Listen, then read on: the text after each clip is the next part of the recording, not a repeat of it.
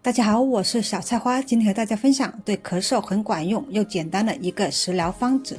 咳嗽也分有痰和没痰的干咳，今天这个食疗方子主要对干咳有比较管用的止咳效果。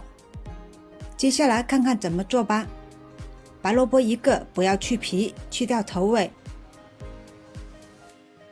把萝卜切开边，切成条。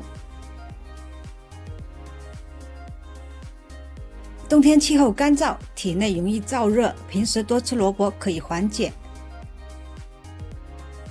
萝卜切成小块，再切成小一点的萝卜粒。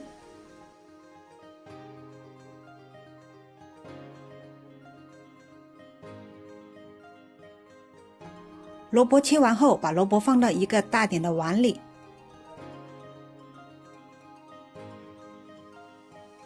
然后在萝卜中间腾出点地方，再把碗里的萝卜放到蒸锅里，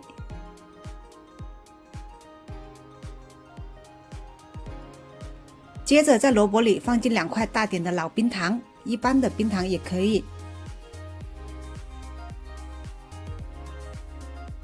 盖上锅盖，把冰糖蒸融化。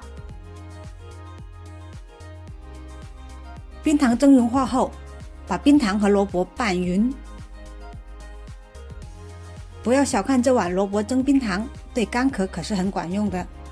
本人、家人、孩子干咳都是这样吃，第2天就差不多不咳了。然后再盖上锅盖继续蒸，全程蒸1个小时左右。蒸好后放温了，一次吃完。如果吃不完，可分2次吃。今天超简单又止咳的萝卜蒸冰糖食疗小方法就分享到这。喜欢我的视频欢迎分享、点赞、关注。